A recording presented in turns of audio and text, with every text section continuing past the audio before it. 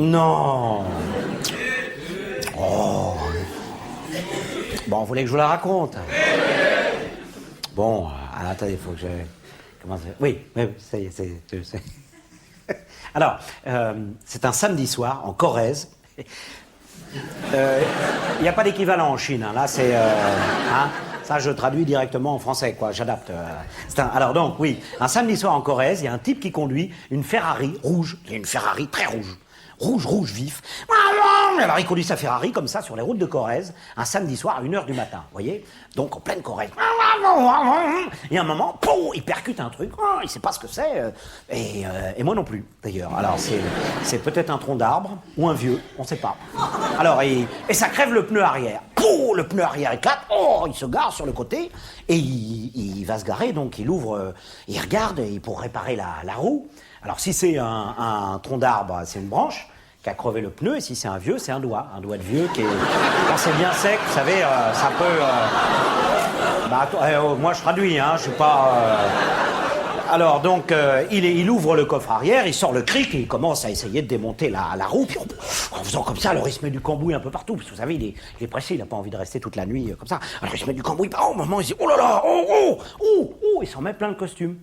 Il se dit, mais comme il est tout seul, je vais enlever mon costume, je vais me mettre tout nu, et puis comme ça, je pourrais réparer. Alors il se met tout nu, et pour se mettre du cambouis partout, en se disant, non, attendez, oubliez ce que je viens de vous dire, il se rhabille, parce qu'on va se compliquer après, il se rhabille, on s'en fout du costume, voilà. Hein, on dit que le costume, c'est un costume qui lui plaît pas, voilà, comme ça on est tranquille. Alors donc, il s'en fout plein de costumes, comme ça, et il dit, voilà, et au bout d'un moment, il n'arrive pas à réparer, il n'y arrive pas, parce qu'elle est pas à lui, la Ferrari, c'est pas... Voilà, c'est une Ferrari qui a peut-être été volée, on ne sait pas, mais elle n'est pas à lui. Donc c'est pour ça qu'il n'arrive pas à la réparer. Alors à un moment, il en a marre, il a du cambouis partout, il se dit, je vais chercher de l'aide. Alors il part dans la campagne, comme ça, et il part, on est en pleine campagne, hein, la Corrèze, samedi soir, 1h du matin, et là, il entend... Vous dire ce que c'est... ça peut être des hiboux... ou des chiens qui, entre eux, ça, c'est à vous de voir. Hein. Travaillez sur l'imaginaire, hein, ok? Alors, il est... Enfin, lui, il n'est pas... Alors, il s'avance comme ça, et à un moment, en marchant, qu'est-ce qu'il découvre? Au milieu de la campagne, un mammouth. Mais non, pas l'animal, un mammouth, un grand magasin, mammouth. Un grand qui est... pourquoi? Qu'est-ce qui est... Attendez, je sais pas moi qui l'a mis là, j'en sais rien, je vous raconte l'histoire. À mon avis, c'est un grand magasin c'est les caisses des noirs des partis politiques qui l'ont mis. Les types, ils se sont dit plutôt que de se faire pincer, on va mettre un mammouth là au milieu, personne ira, et puis voilà. Quelle caisse de partis politiques, je sais pas, hein, racontez-vous l'histoire, je vais pas faire tout le boulot, hein. Alors, l'imaginaire, alors allez-y. Alors donc, il s'approche du grand magasin, comme ça, pour demander de l'aide, puisqu'il voit de la lumière. Il y a de la lumière. Puisqu'il y a des gens qui travaillent le dimanche à l'intérieur du grand magasin et qui sont déjà là le samedi, des vigiles. Ce sont des vigiles avec des fusils à pompe qui sont là, qui attendent dans le grand magasin, qui attendent les jeunes des banlieues parisiennes. Parce qu'ils se disent, mais quand ils auront fini de saccager les banlieues parisiennes, ils vont venir en Corrèze, voyez-vous?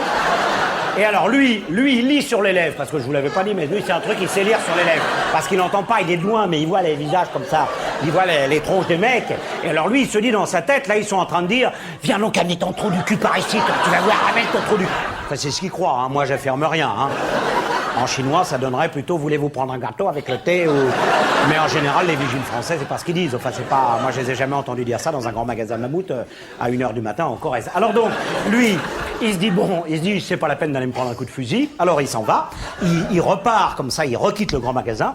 Et il repart dans la nuit avec ces fameux bruits, vous savez, parce qu'à un moment, il a quitté le grand magasin, on l'entend... Vous vous souvenez des... Ça vous fait pas... Faites-le pour avoir peur, vous allez voir, faites-le. Non, mets-nous dans le noir, mets-nous dans le noir, allez-y. Vas-y, allez-y, faites-le. Allume. Ça fout les jetons, hein? Enfin, moi, ça me fout les jetons de vous voir faire ça. Enfin, ça, c'est sûr, hein? Bon, alors, donc, il est là, il avance dans la nuit noire, comme ça, et à un moment, qu'est-ce qu'il voit? Au milieu de la campagne, il voit une lumière et une c'est pas une maison, c'est une ferme, une fermette, une petite ferme, quoi. Enfin, une ferme, une fermette niveau Bouygues, quoi. Vous voyez, une Bouyguette, voilà, une Bouyguette. Il voit une Bouyguette comme ça. Alors, il s'approche. Bouygues, vous voyez, c'est-à-dire une Bouyguette. Bouygues, l'empereur du béton. T'as du pognon, même si t'es con, t'as ta maison. Voilà. Voilà. Alors là, il est là. Et s'approche. Ça, c'est pas du chinois. Même en Chine, ils ont pas ça. Alors. Donc, il s'approche de la maison, comme ça, et il frappe à la porte, bien sûr. Alors, toc, toc, toc, et bien sûr, les gens n'entendent pas, parce qu'il y a tellement de... Voilà, vous vous rendez compte que, tenez, allez-y, je le fais. Ouais, vous n'entendez rien, hein, vous voyez. Hein. Je préfère vous donner des exemples concrets pour que vous puissiez l'entendre. Alors, donc, à ce moment-là, il commence à appeler fort. Au bout d'un moment, il dit « Oh, alors, excusez-moi, est-ce qu'il y a quelqu'un j'ai crevé avec ma Ferrari. Est-ce qu'on pourrait venir m'aider, s'il vous plaît? Est-ce que je pourrais téléphoner ?» Puis comme on lui répond pas, il fait « Est-ce que je pourrais téléphoner? Oh, est-ce que je pourrais ?» Et alors, il y a les gens qui dorment chez eux. Enfin, qui dorment plus vraiment. Parce que, alors, il y a un couple.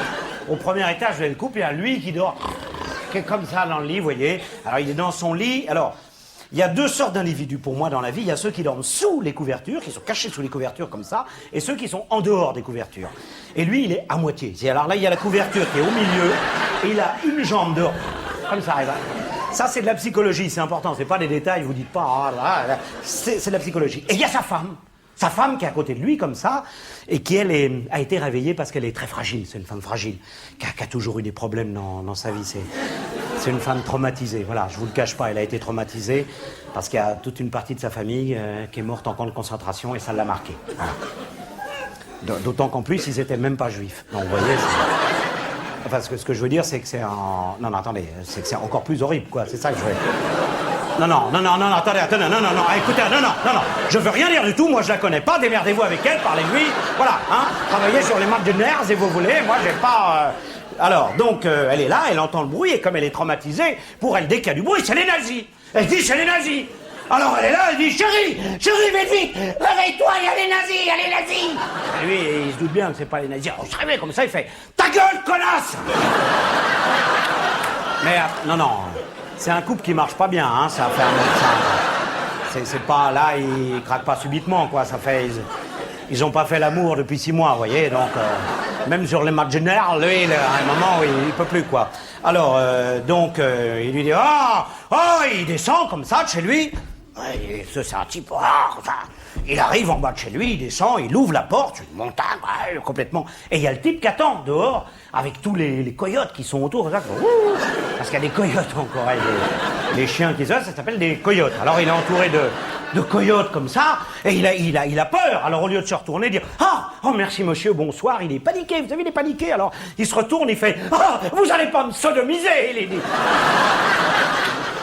Et là l'autre il est un peu étonné quand même, parce que ça, on vient de le réveiller, on est encore raisin quand même, hein, attendez, hein. Il est 1h du matin, sa femme vient de lui dire c'est les nazis, et il y a un mec qui est avec plein de cambouis sur le costume, et heureusement qu'il est pas à poil, hein. Vous voyez que j'ai bien fait de le rhabiller. Vous imaginez l'histoire? Vous imaginez l'histoire avec le type qui descend à 2h du matin, un type à poil, plein de cambouis, qui lui dit « Vous allez pas me sodomiser ?» Ça peut être pris pour un appel, ça, hein, à cette heure-là. Alors, le gars le regarde, les deux types, comme ça, ils se regardent 2 secondes, et l'autre lui fait « Dites donc, vous, bougez pas !» Et l'autre, comme il avait un peu peur, il bouge plus. Et dans un sens, ça m'arrange, parce que comme ça, au moins, c'est un truc dont on n'a plus à s'occuper, vous voyez? C'est-à-dire, il y a un personnage, vous avez 2 personnages, il y en a un qui bouge plus, et l'autre qui bouge. Donc, celui qui bouge plus, il est comme ça, et... Enfin, attendez, quand je vous dis bouge plus, peut-être que s'il a envie de se gratter, il va se gratter, hein. Non, je veux pas vous entendre dire, regardez, il a bougé. Non, vous prenez pas la tête avec ça, occupez-vous de l'histoire, et pas du type qui se gratte, mais qui bouge pas. Enfin, je veux dire, d'accord, ok.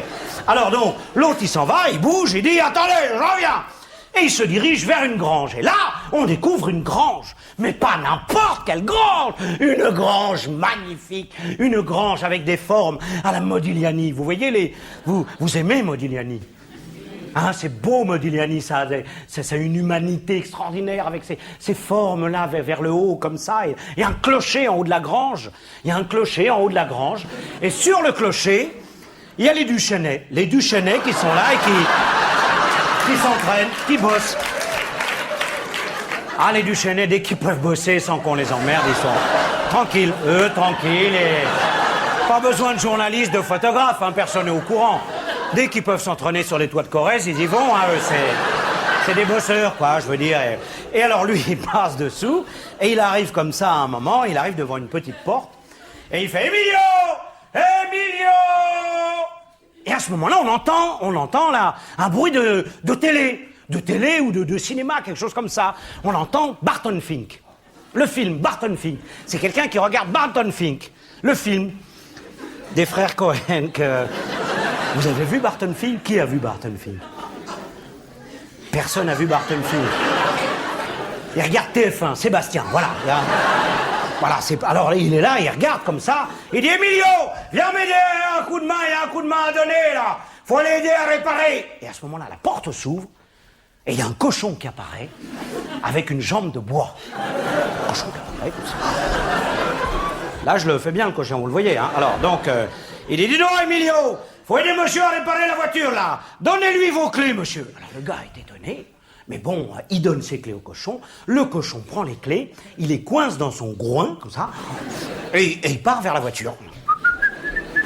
Alors, si je siffle, c'est pour vous montrer qu'il est détendu. Hein, voilà. Pour que vous voyez, vous vous rendiez bien compte, parce que là, je le fais, bon, vous disiez pas, c'est un gros porc comme ça. Non, non, c'est un brave cochon sympa, qui a fait une analyse, qui a travaillé, quoi, sur lui. Pour ça qu'il est à l'aise, il est détendu, il est pas... Il a donné beaucoup au Téléthon, enfin, tous les trucs bien, quoi, il est détendu. Alors, il arrive à la voiture, il ouvre le coffre arrière, il sort le cric, et il commence à...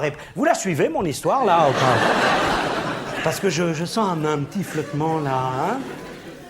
Je vais vous la refaire depuis le début, voilà. Non, bah, attendez, non, je vais vous donner quelques éléments, hein, des éléments pour bien la... C'est une histoire chinoise que je vous raconte, d'accord? Ok? On est en Corrèze, c'est un samedi soir, d'accord? Il y a une Ferrari rouge, il y a un cochon rose avec une jambe de bois, et il y a deux types, un qui bouge plus, un qui bouge, ok? Bon, tout le monde est d'accord. Alors, non, parce que je vous dis ça, parce qu'hier j'ai un peu exagéré, hein. Hier, ça a duré 4h20, la même histoire. Et au bout de 2h30 environ, j'ai un peu exagéré aussi parce que il était néo-marxiste, le cochon. Donc vous voyez, il y a une spectatrice à un moment, elle a craqué. Au 10e rang, elle a eu de... On sentait comme ça, elle bavait un petit peu. Il y a de la bave qui a commencé aux commissures des lèvres. Elle s'est levée, elle a hurlé, elle a dit mais ça suffit, je refuse de rire avec des inepties pareilles. Je n'ai pas à rire d'un cochon qui a une jambe de bois. Ça n'existe pas, les cochons qui réparent les Ferrari. Elle s'est tirée à la caisse. Je suis amie avec la mairie de Paris. Remboursez-moi. J'exige qu'on me rembourse et tout. Elle les a chauffés à la caisse. Et ils l'ont chopé, ils l'ont empalé sur un... Et les asticots, ils sont montés... Ça l'a calmé, hein, je vais vous dire. Oh, elle a regagné son siège. Elle a rigolé toute la soirée. Même dans les silences, elle rigolait. C'était extraordinaire. C'est pour ça, je vous dis que si vous allez chercher à vous faire rembourser, rigolez maintenant, détendez-vous, voilà. D'autant, voyez, pendant que je vous parle, il a fini de réparer. Ah, vous vous disiez, ça va repartir, mais non, il est sympa, l'Emilio. Il a fini de réparer, il reprend les clés. Alors, il ramène les clés aux deux types qui sont là, tous les deux, tout seuls. Et alors, le gars dit, mais vous êtes extraordinaire, Emilio. Comment faire pour remercier votre cochon? L'autre lui dit, embrassez-le, ça lui fera plaisir. Alors il prend le cochon, Emilio, comme ça, il l'embrasse sur le groin. Et en le prenant comme ça, en lui prenant la tête, il se dit, c'est pas possible, c'est David Copperfield. Attendez, moi, dès que je vois un truc bizarre, maintenant, je me dis, c'est David Copperfield. Le Rwanda, par exemple, mais c'est David Copperfield. C'est pas possible autrement. Alors il prend la tête du cochon, il l'embrasse comme ça, le cochon retourne dans sa petite maison regarder Barton Fink, exactement. Alors il s'en va, les deux types restent tout seuls, et l'autre dit, monsieur, vraiment merci de m'avoir sauvé la vie, la voiture est réparée, merci, au revoir. Avant de vous quitter, juste une dernière question sans vouloir vous importuner. Votre cochon, extraordinaire, merveilleux, pourquoi a-t-il une jambe de bois? Ben, monsieur, un cochon avec des qualités pareilles, vous imaginez tout de même pas qu'on va tout manger d'un seul coup.